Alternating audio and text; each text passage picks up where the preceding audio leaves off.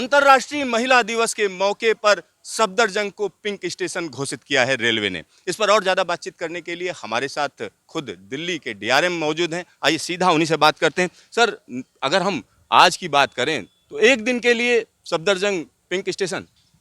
जी हाँ, ये बेसिकली एक हमारा रेलवे की तरफ से एक संदेश है कि जो महिलाएं हैं हमारी ऑर्गेनाइजेशन में बहुत सारी महिलाएं काम करती है, लेकिन अपने अपने कारणवश अलग अलग जगह पे उनकी पोस्टिंग होती रहती है।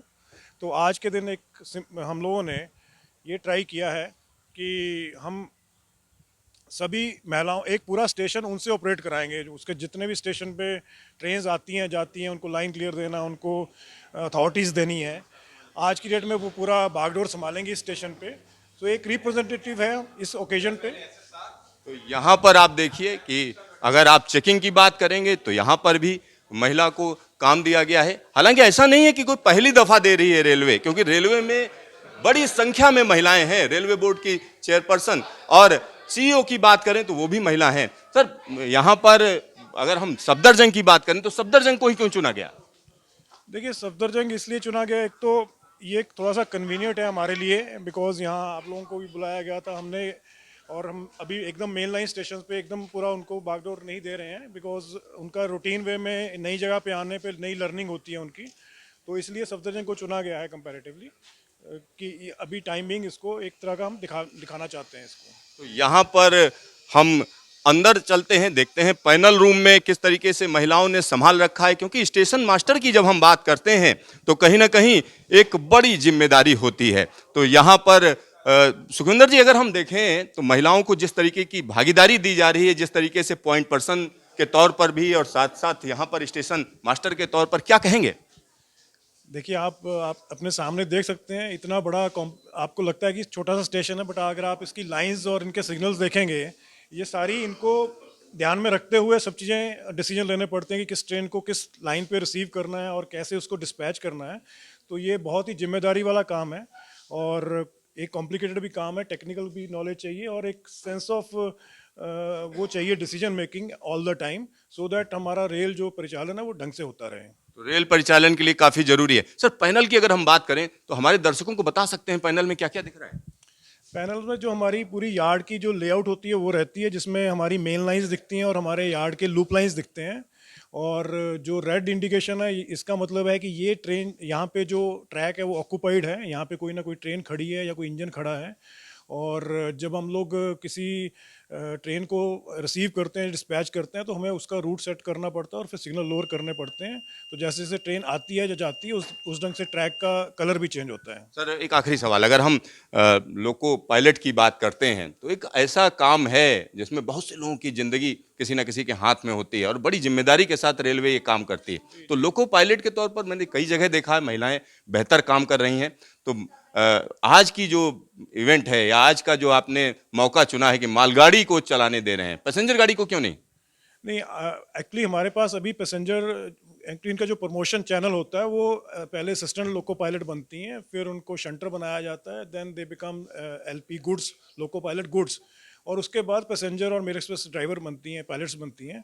तो अभी उस स्टेज पे हमारे यहाँ का जो कैडर है वो वहाँ तक नहीं पहुँचा है, इसलिए हमने गुड्स ट्रेन इनसे चलवा रहे हैं। तो गुड्स ट्रेन चलवा रहे हैं। सर, लोको पायलट बनने के लिए क्या क्या चाहिए होता है? अगर महिलाएं जो देश की और हैं वो बनना चाहती हैं लोको पायलट, तो उनको क्या करना चाहिए, किस तरह की तैयारी करनी चाहिए? बेसिकली इसमें आईटीआई होना चाहिए, डिप्लोमा होना चाहिए टेक्निकल फील्ड में, इलेक्ट्रिकल मैकेनिकल में, और उसके बाद आरआरबी आरआरसी उनका एग्ज़ाम लेती है। और एग्ज़ाम होने के बाद सबसे इम्पॉर्टेंट होता है उनका साइको टेस्ट होता है। साइको टेस्ट में जैसा कि पायलट्स के लिए रियल टाइम पे उनको बम्बार्ड किया जाता है क्वेश्चनेयर से, तो उनका रिस्पांस देखना पड़ता है कि वो कितना सही डिसीजन लेते हैं, बिकॉज लोको पायलट में डिसीजन बहुत फास्ट लेना पड़ता है। सडनली सामने कुछ आ गया, सिग्नल रेज हो गया, और ऑल दोज थिंग्स, उनको उनका रिएक्शन टाइम जो है, सही डिसीजन लेना, वो एक सबसे ज़्यादा इंपॉर्टेंट है। और इनका साइको टेस्ट आरडीएसओ स्पेशली उनकी टीम करती है, वो ऐसा आउटसोर्स नहीं किया हुआ, हमारी इन हाउस टीम करती है, और उसमें लोग जो पास होते हैं फिर वही वही ड्राइवर बनते हैं, पायलट बनते हैं। सर, अंतर्राष्ट्रीय महिला दिवस पे क्या संदेश देना चाह रहे हैं देश की महिलाओं को? देश की महिलाएं ऑलरेडी बहुत अच्छा काम कर रही हैं, अब तो एयरफोर्स में पायलट भी बन चुकी हैं, और मुझे नहीं लगता कि कोई भी क्षेत्र आज की डेट में ऐसा है हमारे देश में जिसमें महिलाएं काम नहीं कर रही है।